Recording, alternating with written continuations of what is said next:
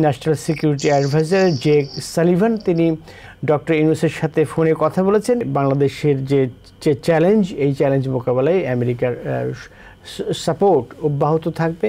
আমি মনে করি যে ড্রাস্টিক কোনো পরিবর্তন আসবে না, যে ট্রাম্প যে বলবে এর সরাও, হাসিনাকে সেখানে নিয়ে আসো, আই ডোন্ট থিংক সো। বাংলাদেশের ক্ষেত্রে কিছুটা চাপ সৃষ্টি হতে পারে সম্ভবত নানা কারণে। তার অ্যাডমিনিস্ট্রেশনে ভারতীয় বংশোদ্ভূত বেশ কয়েকজন আছেন এবং বেশ কট্টর তারা, এবং তার সাথে লবিং করছেন অনেকে। সেই লবিং এর কারণে তিনি বাংলাদেশের সংখ্যালঘুদের ব্যাপারে এর আগে বক্তব্য দিয়েছেন। National security adviser Jake Sullivan তিনি ডক্টর ইউনূসের সাথে ফোনে কথা বলেছেন। যেটুকু প্রকাশ পেয়েছে তিনি ডক্টর ইউনূসকে ধন্যবাদ জানিয়েছেন তার লিডারশিপের জন্য, এবং তিনি বাংলাদেশের যে চ্যালেঞ্জ, এই চ্যালেঞ্জ মোকাবেলায় আমেরিকার সাপোর্ট অব্যাহত থাকবে, চালিয়ে যাবে তারা, এরকম বলছে। তো এই ফোনালাপের গুরুত্ব কি দেখছেন মেজবাউদ্দিন? আমি বোধহয় আগে বলছিলাম, এখনো আবার বলবো, এই Professor Yunus is a unique personality. The position that he holds in the world, including the United States, is unparalleled to none. This is, nobody can reach this level before, or I don't know whether they will reach in the future. So সেই অ্যাডভান্টেজটা professor ইউনূসের আছে। Trump ক্ষমতায় আসলো, এটার খুব একটা পরিবর্তন হবে বলে আমি মনে করি না। তবে ইন্ডিয়া যেহেতু জড়িত আছে, সে ইন্ডিয়াকেও প্রেশার দিচ্ছে বিভিন্ন কারণে। He will not late anybody go free. তার যেখানে যেটা দরকার, যেখানে তার স্বার্থ, এখানে তার স্বার্থ দুই রকম। একটা হচ্ছে তার ব্যক্তিগত স্বার্থ, তার ফ্যামিলির স্বার্থ, তার বন্ধু বান্ধবের স্বার্থ, সেটা নাম্বার ওয়ান। দ্বিতীয় স্বার্থ হচ্ছে এখন he is the president of the United States, দেশেরও একটা স্বার্থের ব্যাপার আছে।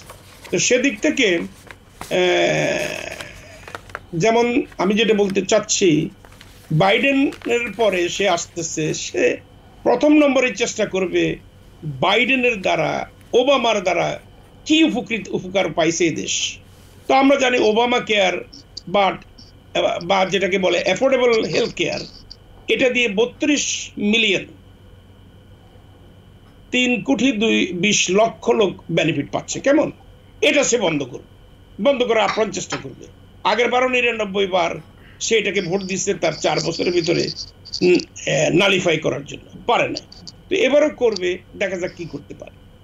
Same thing will be social security, cut the social security, because social security আমাদের দেশে এখানে যারা আপনি বলতে চাচ্ছেন যে বাইডেন প্রশাসন যা করেছে তার উল্টা কাজ করতে যাচ্ছে ট্রাম্প প্রশাসন, এরকম? বাংলাদেশ ক্ষেত্রে এরকম, আপনি কি বলছেন যে বাংলাদেশ ক্ষেত্রে এরকম ঘটতে পারে? আচ্ছা, বাংলাদেশের ক্ষেত্রে আমি অবশ্যই প্রথমেই বলে গেছি যে প্রফেসর ইউনূসের যে লেভেল, এই লেভেলে সে রিপাবলিকানদের সাথে যেভাবে আছে, ডেমোক্রেটদের সাথে একটু বেশি, হিলারি এবং ক্লিন্টনের কারণে, এরপরে followed by Obama, that a different story. কিন্তু এইটার যে একটা পরিবর্তন হওয়া ড্রাস্টিক, সেটা হবে না। এটা দেখছেন না আপনি? ড্রাস্টিক কোন রকম, আমি মনে করি যে ড্রাস্টিক কোনো পরিবর্তন আসবে না, যে ট্রাম্প যে বলবে এর সরাও, হাসিনাকে সেখানে নিয়ে আসো, I don't think so. Something like that will never happen.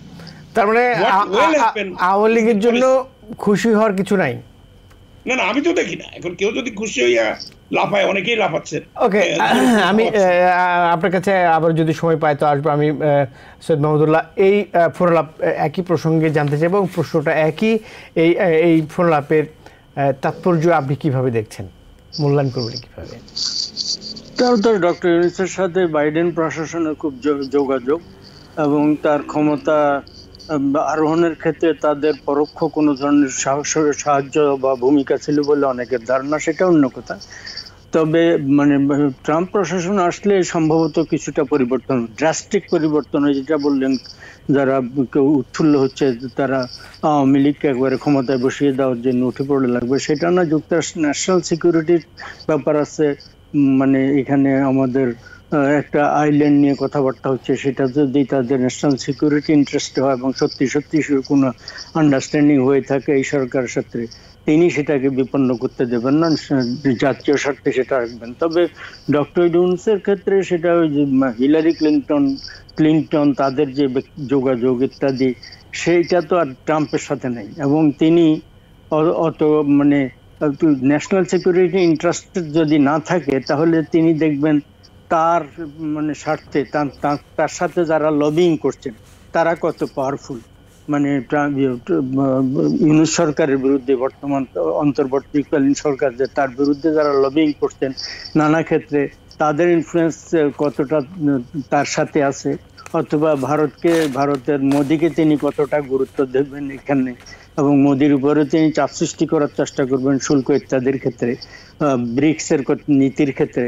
ফলে সেই ক্ষেত্রে তার যদি মানে ইন্টারেস্ট লেনদেনের ক্ষেত্রে নেওয়া এবং দেওয়া, সেটা নেগোশিয়েট করে বার্গেইনে বাংলাদেশের ক্ষেত্রে কিছুটা চাপ সৃষ্টি হতে পারে সম্ভবত নানা কারণে।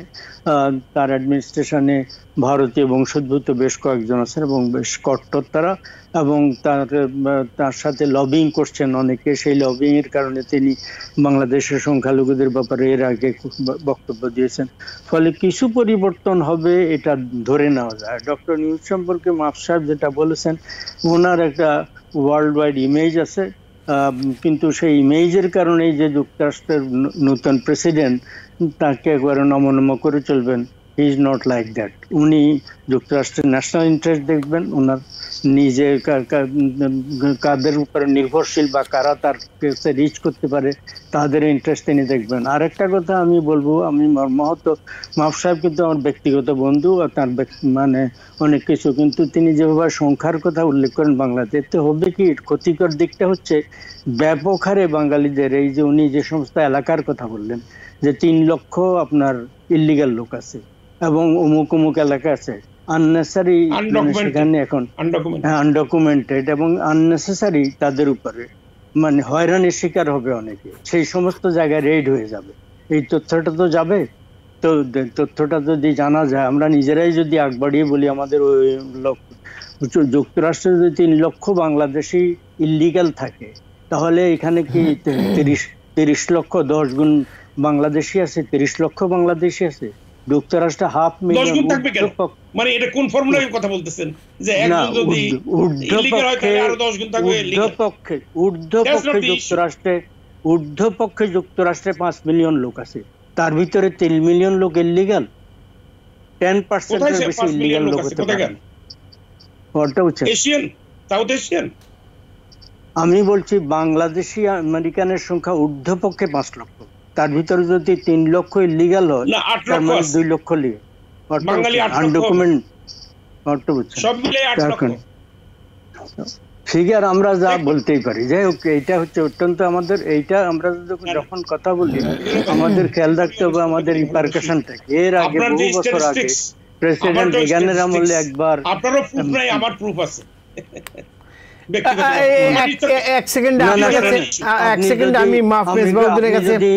ইমিগ্রেশন ডিপার্টমেন্টের বা স্টেট ডিপার্টমেন্টের ফিগার দেখেন, সেটা 2.5 লক্ষের নিচে। আমি যেটা বলছি এটা হচ্ছে যে মানে ধরে না হয় এটা 5 লক্ষের মতো, কিন্তু অফিসিয়াল ফিগার 3 লক্ষের নিচে, 2.5 লক্ষের মতো, 3 লক্ষের নিচে। ওনাকে প্রাইভেট ওনার যদি প্রাইভেট মানে গোয়েন্দা বাহিনী থাকে বা তারা গোয়েন্দারা তাকে প্রাইভেট তথ্য সংগ্রহ করে থাকেন, আমি জানি না, তথ্য সরবরাহ করে থাকেন। আপনি এখন যদি গুগল করেন বাংলাদেশি কত যুক্তরাষ্ট্রে, ওদের অফিসিয়াল সাইটে আপনি এখনই দেখবেন কত। আমি কোত্থেকে 8 লক্ষ বলবো যেখানে ওরা 3 লক্ষের মতো বলছে? কোত্থেকে, ফ্রম হোয়ার? এবং কতজন মানে ইলিগাল আছে? আমি বলে কেন আমার কমিউনিটিকে আননেসারি, আমি জানি যে এটা কারেক্ট না, আমি বলে কেন তাদেরকে একটা ভয়ঙ্কর বিপন্ন অবস্থায় ফেলে দেবো?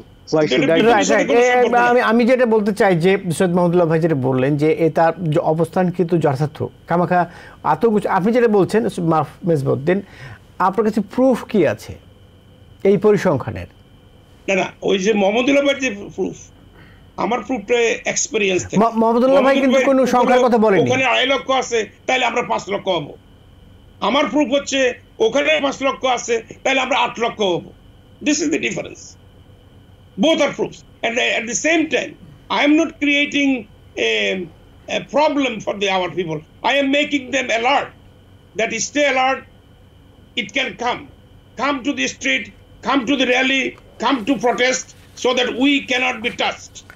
That is what I mean. আমার বিবেচনাটা হচ্ছে এই পরিসংখ্যানটা যেটা দিলেন আপনি সেটা কি কোনো সার্ভে করা হয়েছে, যেটা প্রচলিত পদ্ধতি যেটা, নাকি কোন সমিতির পক্ষ থেকে কোনো ইনফরমেশন কেউ বলেছে, কেউ কিছু এরকম? According to the US census and also Pew Research, there are 4 million Muslims, but we have 7 million Muslims in America. According to the US, আমি জবাব কিন্তু পেলাম না। এই অবস্থাতেই আজকে অনুষ্ঠান আমি শেষ করছি। নিউ ইয়র্ক থেকে সম্প্রচারিত TVN 24 টেলিভিশন, বিশ্বজুড়ে বাঙালির কণ্ঠস্বর।